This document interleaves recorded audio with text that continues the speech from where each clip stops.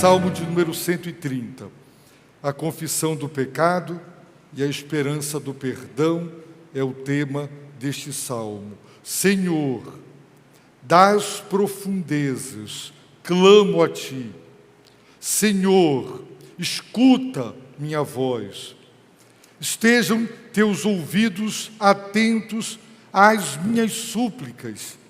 Senhor, se atentares para o pecado, quem resistirá, Senhor? Mas o perdão está contigo, para que sejas temido. Espero no Senhor, minha alma o espera, e em sua palavra eu espero pelo Senhor mais do que os guardas pelo amanhecer, sim, mais do que os guardas esperam pela manhã. Ó Israel, coloca a esperança no Senhor, pois no Senhor há amor fiel e nele a plena redenção. Ele remirá Israel de todas as suas maldades. Palavra do Deus Altíssimo. O que fazer? O que fazer quando nós nos encontramos nas profundezas? Jonas esteve dentro do grande peixe. O grande peixe esteve nas profundezas do mar. As profundezas representam, queridos irmãos, o fundo do poço. Quando você se encontra naquela circunstância, naquele quadro,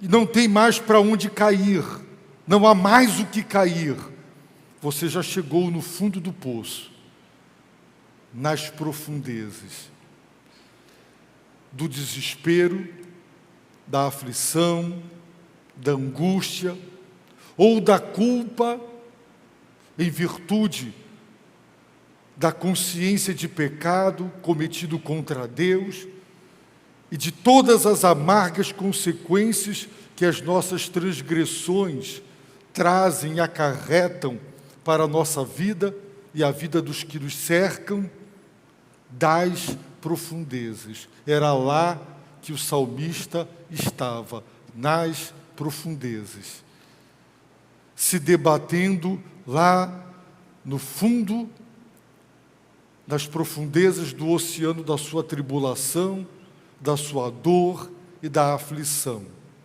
E quando nós estamos lá, nas profundezas, nós sabemos que de lá não somos capazes de sair. Não somos impotentes. Quem chega lá não sai de lá. Precisa de lá ser removido, içado, retirado, porque não sai.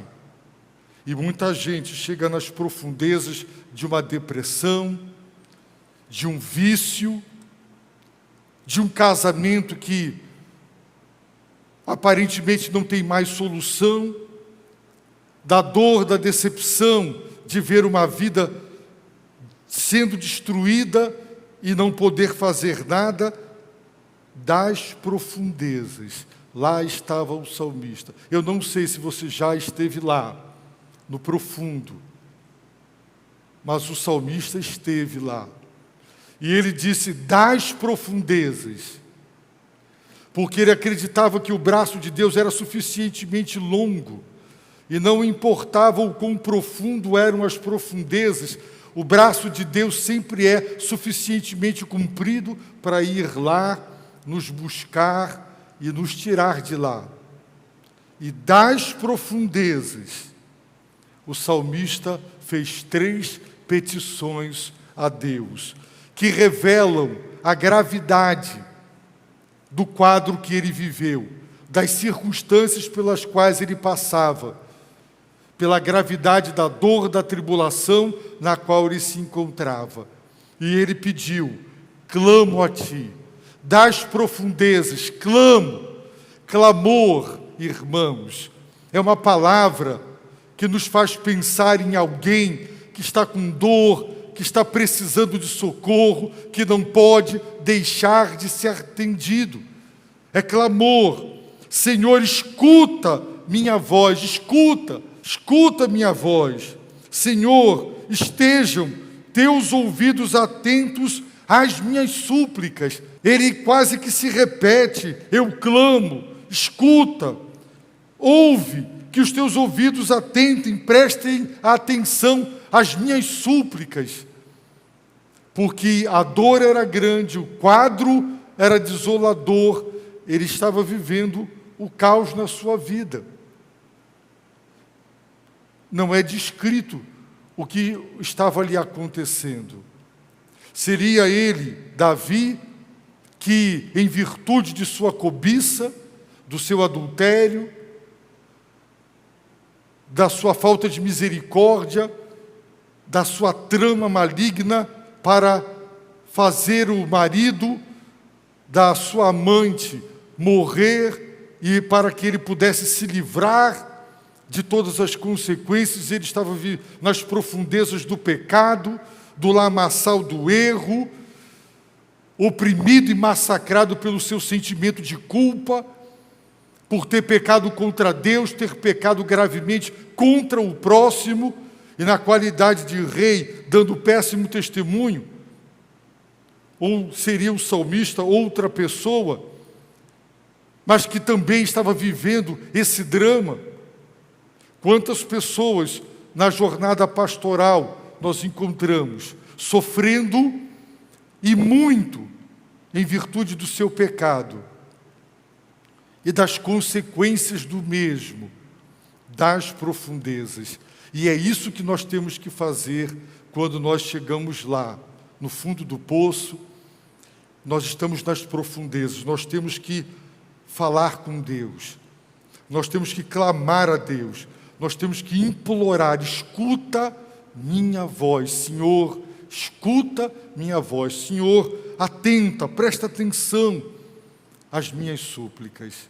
O salmista, ele agora faz um questionamento muito sério e muito profundo.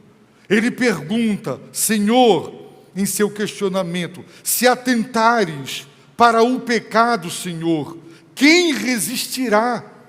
Quem? Eu me lembro, naquele tempo passado, quando a gente era garoto, tinha a mercearia, e nós íamos lá na mercearia, faltou açúcar, faltou sal, um óleo, você ia lá, a mãe mandava a gente lá, e você ia e pegava as coisas, pesava, mas o dono da mercearia registrava tintim por tintim, cada quilo, cada lata, o que quer que fosse pego, era anotado, era registrado para o acerto de contas. E no final do mês, o pai tinha que ir lá pagar a conta da mercearia. O salmista está perguntando: Senhor, se atentares, se prestares atenção, se decidires registrar os meus pensamentos pecaminosos, os meus desejos pecaminosos, as paixões que corrompem o meu caráter e a minha conduta, se o Senhor registrar cada palavra frívola que eu pronunciar, se o Senhor anotar cada pecado que eu cometer, cada atitude de transgressão dos teus mandamentos, se o Senhor decidir registrar para cobrar, quem resistirá? Quem resistirá? Ninguém. Ninguém resistirá. Existem aqueles que se julgam capazes de comparecer perante o tribunal divino do justo juízo, confiando em si mesmas, dizendo: eu não faço mal para ninguém, eu não roubo, eu não mato, por que Deus me condenaria? Porque não conheceram ainda a santidade de Deus, e quem não conhece a santidade de Deus não se dá conta da sua própria pecaminosidade. Quanto mais você cresce no conhecimento de quem Deus é, mais você conhece e percebe a gravidade da nossa pecaminosidade, da nossa indignidade. Por isso, os grandes santos de Deus, ao longo da história, foram homens que tinham uma consciência profunda de pecado, porque eles estavam muito próximos da luz. E quanto mais próximos da luz, mais ela te ilumina. E quanto mais ela te ilumina, mais você se enxerga. Quanto mais longe da luz, você não se vê bem. E você pode estar sujo, a roupa pode estar manchada, você não enxerga por falta de luz. Mas à medida que a luz, você anda na direção da luz e ela te clareia, você vai pegando pequeninos detalhes, vai dizendo aqui, uma manchinha aqui, você se dá conta. Quanto mais do Deus 3 vezes santo nós nos aproximamos, mais nós temos consciência de como nossa alma é contaminada pela queda, o quanto o nosso caráter ele é corrompido, o quanto os nossos desejos foram comprometidos com a mancha do pecado na nossa vida. Por isso, meus irmãos, este homem faz este questionamento, sabe por quê? Porque ele está lá nas profundezas, seja as profundezas do lamaçal do pecado, onde ele se atolou porque ele viveu desobedecendo a Deus. Ele sabe de uma coisa, seja isso ou não, ele sabe que Deus não o tirará de lá por mérito. Ele tem consciência de que peca contra Deus. Ele tem consciência que ele não pode cobrar de Deus. Há pessoas que dizem, mas Deus, eu dou dízimo, eu sou fiel, eu procuro fazer tudo certo, e o Senhor permite que eu adoeça, que eu sofra, que isso aconteça comigo. Quantas pessoas se julgam corretas e fiéis e que cobram Deus, que se revoltam contra Deus, se insurgem contra Deus? Por que o Senhor deixou isso acontecer? O salmista tem consciência de que ele está lá nas profundezas do seu desespero, da sua amargura, da tribulação pela qual ele passa, e ele sabe que se Deus ouvir o seu clamor, escutar a sua voz, ouvir a sua petição, não será porque ele é bom, porque ele tem mérito, e então Deus o brindou e o recompensou com libertação. Ele sabe, Senhor, se tu registrares todos os meus pecados e decidires cobrar, quem, Senhor, resistirá? Ele admite que ele não resistiria. No Salmo 143, verso 2 diz, e não condenes o teu servo, porque ninguém é justo diante de ti. Ninguém é justo diante de ti. Ninguém.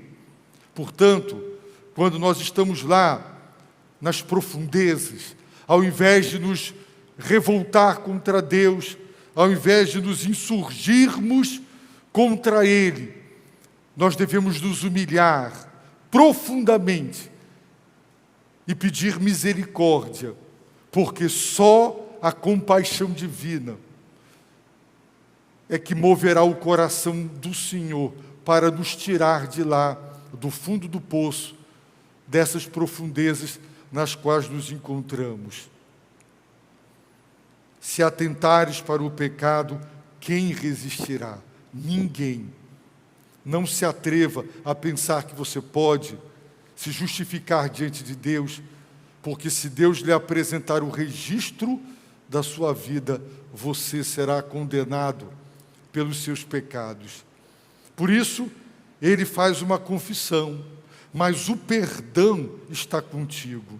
Se ninguém pode resistir, se Deus decidir cobrar tintim por tintim, então qual a solução? A salvação, o perdão está contigo. Com quem está o perdão?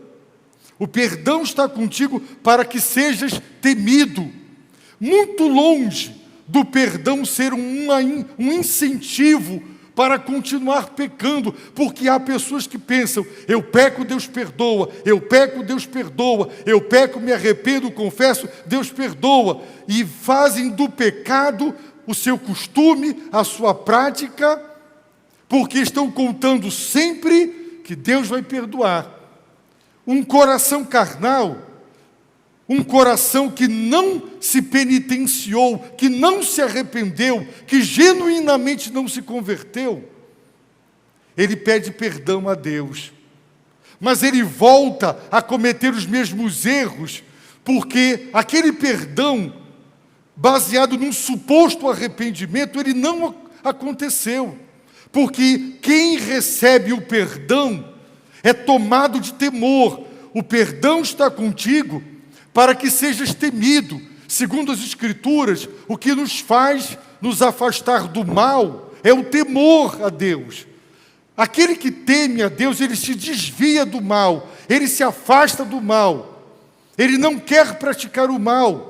É o temor quem nos livra de pecar. Nosso coração é pecaminoso, é inclinado para o mal, mas é o temor quem nos freia.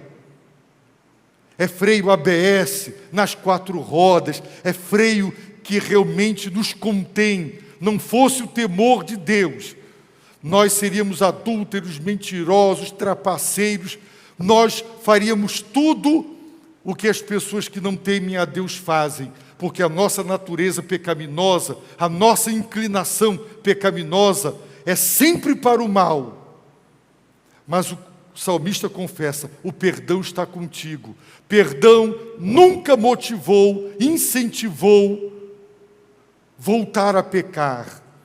Quem volta a pecar acreditando Deus vai me perdoar, já contando com o perdão, vai se decepcionar, porque Deus mergulha no nosso coração e Ele sabe quem está verdadeiramente arrependido e quem está brincando de pecar, como se a minha missão fosse pecar e o dever divino fosse o de perdoar. Israel, durante 450 anos, 4 séculos e meio, e não digamos que Deus não é paciente, ele declarou que insistentemente ele enviou seus profetas ao seu povo para chamá-lo de volta ao arrependimento, para parar de quebrar a aliança que fizeram, mas o povo não ouviu.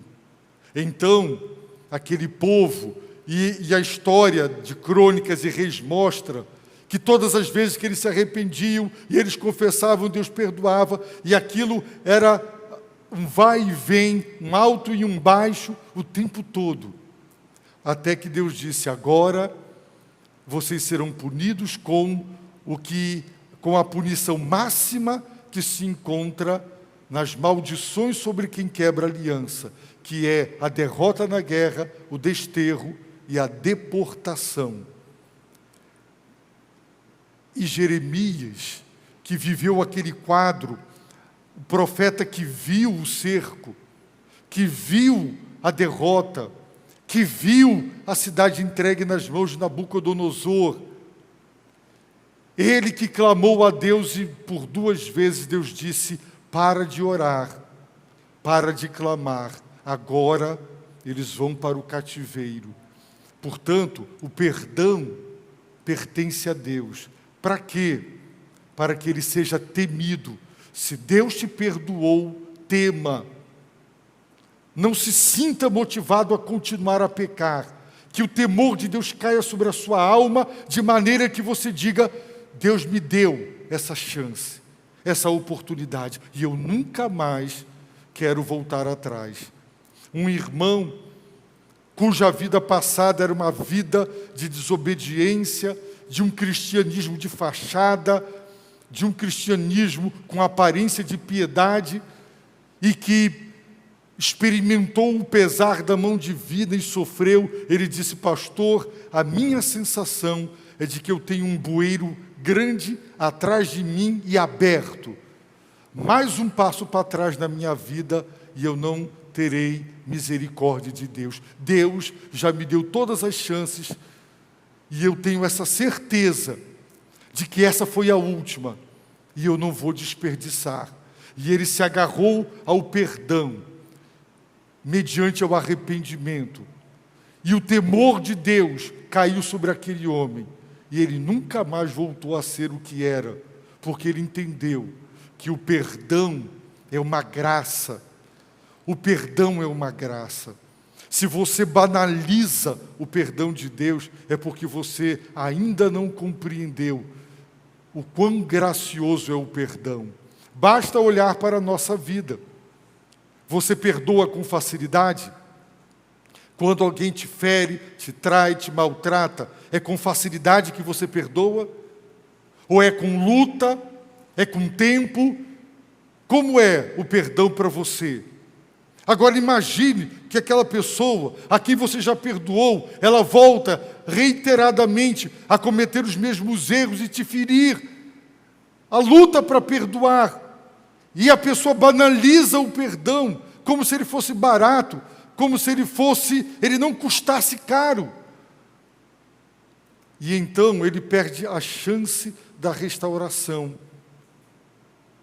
Eu já ouvi pessoas dizerem: eu daria tudo para que a minha esposa me perdoasse e eu pudesse restaurar o meu lar, o meu casamento. Eu daria tudo. Perdão. O perdão de Deus é sublime, é profundo, apaga o nosso passado.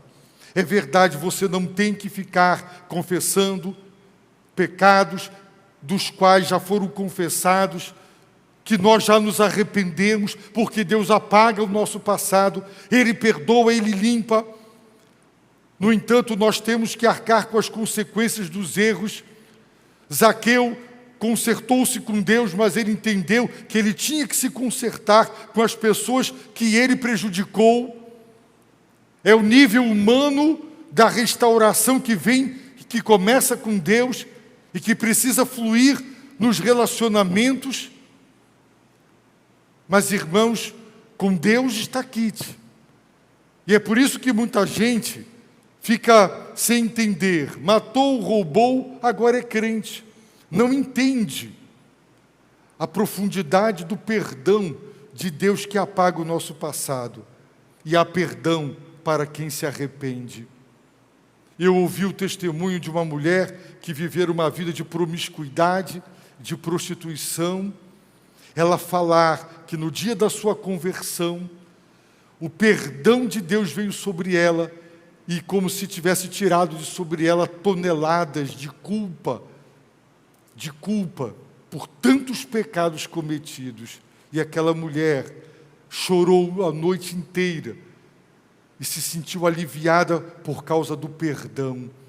E ela disse: eu nunca mais quero voltar para aquela vida, porque o perdão de Deus é maravilhoso. Quem realmente se arrepende, quem realmente confessa seu pecado, ele não quer voltar a cometer o mesmo erro, porque ele desfrutou da graça do perdão, e o temor de Deus se apodera dele. Se o perdão que você supostamente recebeu, ele não gerou temor, é provável que você não foi perdoado. É provável que não foi perdoado porque você não se arrependeu. Jesus deixou claro que quem muito ama, muito perdoa. E quem é muito perdoado, ama muito. Aquela mulher pecadora, que tinha uma vida pregressa de prostituição, ela, meus irmãos, amou profundamente ao Senhor, porque ela foi muito perdoada. Por isso ela o amou. E o Senhor lhe declarou: vai em paz, os teus pecados estão perdoados. Porque ela muito amou, porque quem ama muito, perdoa muito. E quem é muito perdoado, ama muito aquele que o perdoou.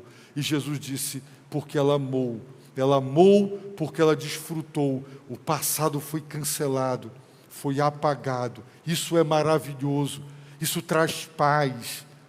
saber que Deus cancelou 100% todo o meu passado, o teu passado, se você autenticamente se arrependeu. E uma pessoa que desfruta o perdão, de posse do perdão, o temor o desviará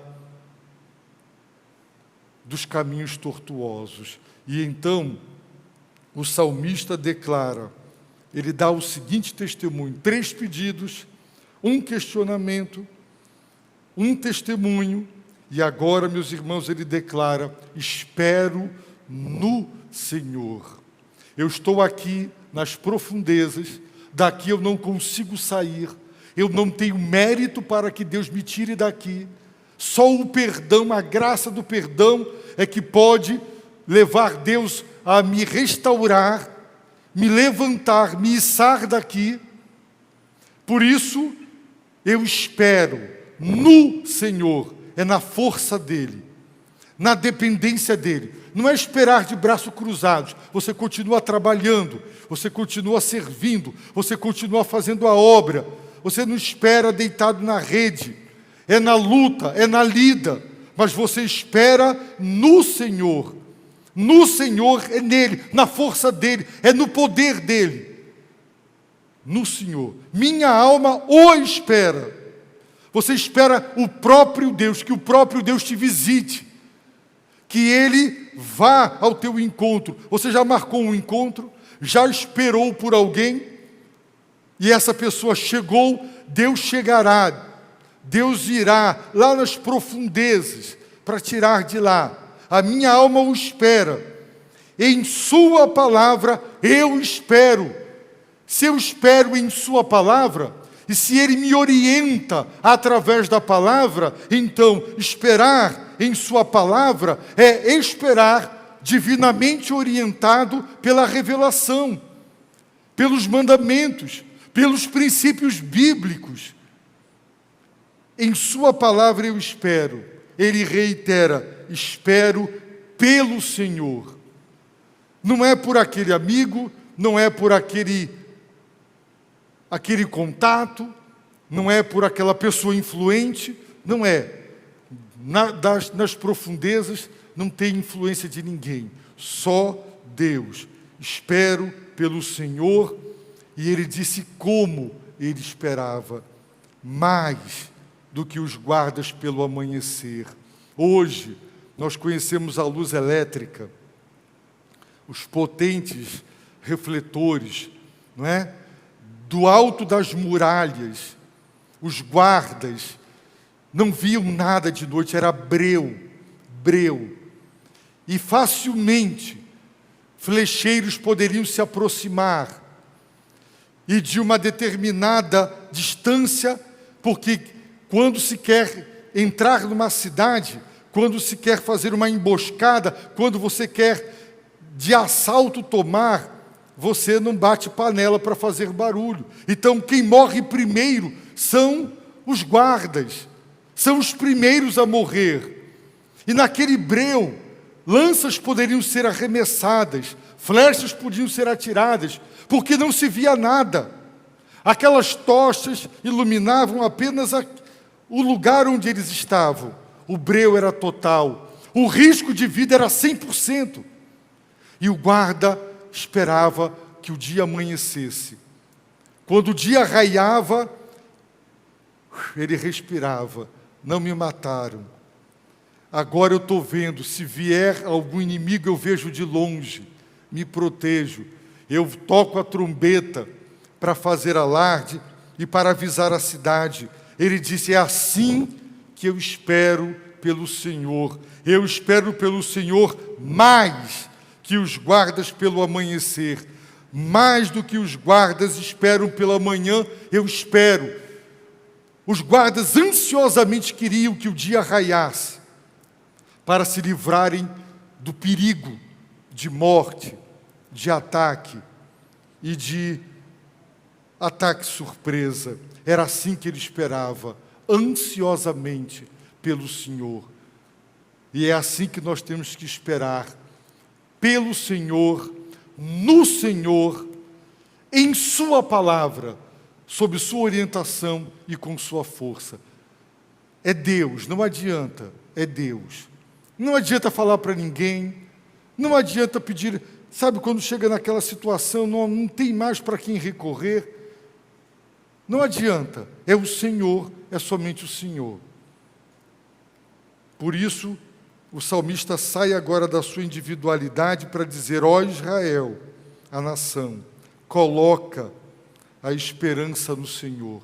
Em quem você deve colocar a sua esperança? No Senhor. Não ponha em homens, não ponha nas suas obras, não ponha no que você é, no que você faz, não ponha naquilo que você julga serem atos de bondade e de misericórdia que você pratica. É bonito, é recomendado biblicamente, mas não coloque sua esperança nisso. Não diga assim: eu sou batizado, eu tomo a ceia, 50 anos eu sou membro da igreja, nunca falei com dízimo. Não coloque sua esperança em nada e em ninguém. Coloca, ó Israel, coloca a esperança no Senhor. Por quê? Pois no Senhor há amor fiel. O amor divino é fiel. É o único amor que se pode considerar absolutamente fiel. O amor humano já tem dado provas de infidelidade, gerando decepção, mas o amor de Deus é fiel.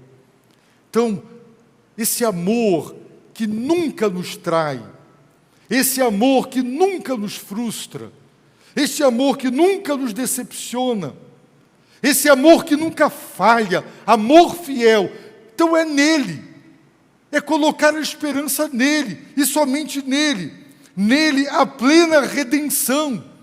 Esta palavra, redimir, redenção, ela indica a libertação, mediante o pagamento de um resgate. Era a palavra usada, meus irmãos, no comércio, nas praças, quando os escravos eram comercializados, eram comprados por preço.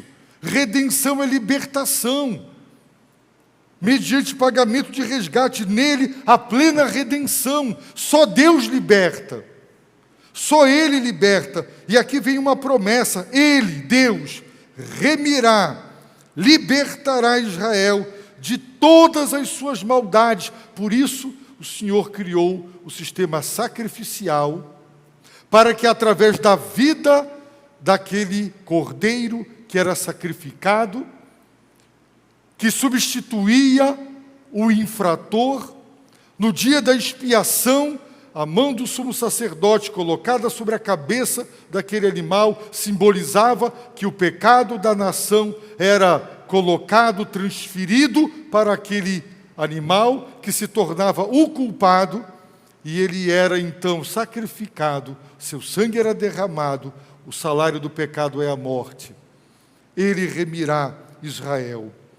E hoje nós sabemos que Deus enviou o seu Filho e que por nós se entregou para nos redimir dos nossos pecados, das nossas iniquidades. O preço da nossa redenção. O apóstolo Pedro diz que não foi com prata, não foi com ouro, não foi com petróleo, não foi com dólar, não foi com coisas perecíveis que Deus nos resgatou da nossa maneira vã e inútil de viver, que herdamos dos nossos pais. Foi com o sangue de Cristo, sangue conhecido na eternidade, antes da fundação do mundo. O Cordeiro foi sacrificado. Na eternidade, Deus entregou o seu Filho. No tempo e no espaço, o Filho de Deus se encarnou e Ele na cruz derramou o seu sangue.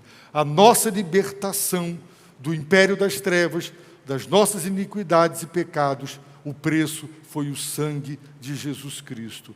Um elevado preço. Por isso cantamos: sei que foi pago um alto preço. Coloca a tua esperança em Jesus Cristo.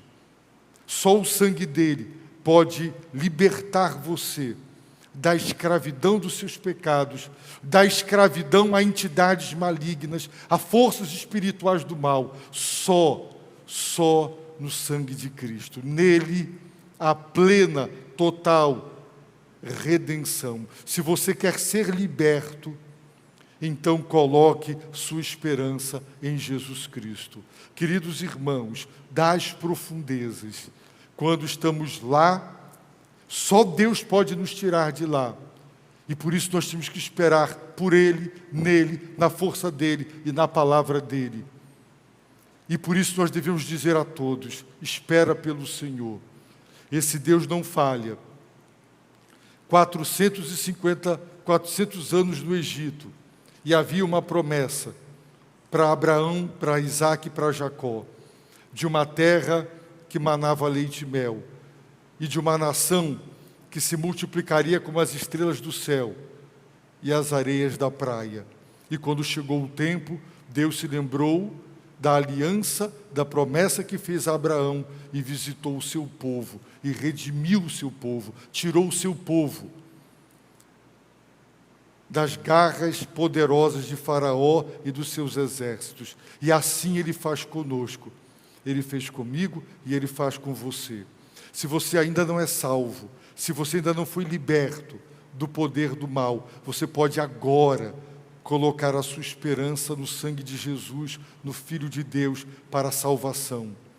Se você está lá nas profundezas, então de lá, diga: Deus, ouve, escuta. Deus, tem misericórdia de mim. Senhor, eu sou pecador. Se o Senhor registrar os meus pecados, e se depender de méritos para o Senhor me ouvir, eu vou ficar o resto da vida aqui. Então, Senhor, o teu perdão me perdoa, e que o teu temor caia sobre mim. E você fica lá nas profundezas, esperando por Ele, na palavra dEle e na força dEle, porque é lá nas profundezas, você vai esperar no Senhor, e a força dEle te ajudará lá embaixo a ficar firme e forte, até que Deus, no seu tempo, segundo sua vontade, vá ao seu encontro. E eu quero convidar você a pedir a Deus: Senhor, venha ao meu encontro. Senhor, perdoa meus pecados. Senhor, me salva. Tem misericórdia de mim. E eu vou esperar por Ti, até o Senhor me libertar desse quadro que eu vivo. Na sua força, na sua palavra, a minha alma o espera. Abaixe a sua cabeça, feche os seus olhos e ore nesse momento.